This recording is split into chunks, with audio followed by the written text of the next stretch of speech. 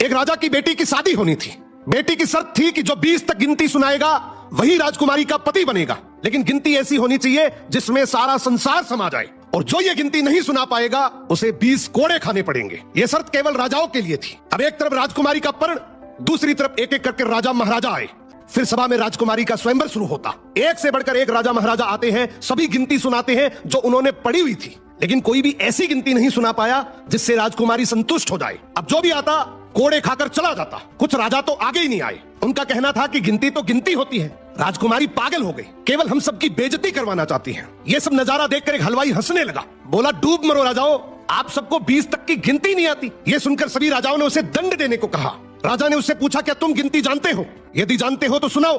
हलवाई बोला, हे राजन, यदि मैंने गिनती सुनाई तो क्या राजकुमारी मुझसे शादी करेगी, क्योंकि मैं आपके बराबर का नहीं हूँ। ये सुनते ही पास बैठी राजकुमारी बोली, यदि तुम ये सही से गिनती सुनाओगे तो मैं तुमसे जरूर शादी करूंगी, अगर नहीं सुना पाए तो तुम्हें तो मृत्युदंड मिलेगा। राजा की आज्ञा लेकर हलवाई ने गिनती शुरू की। उसने कहा, 1 भगवान, 2 पक्ष, 3 लोक, 4 युग, 5 पांडव, 6 शास्त्र, 7 वार, 8 खंड, 9 ग्रह, 10 दिशा, 11वां रुद्र, 12 महीने, 13 रत्न, 14 विद्या, 15 तिथि, 16 श्राद्ध, 17 वनस्पति, 18 पुराण, 19वीं तुम और 20वां मैं।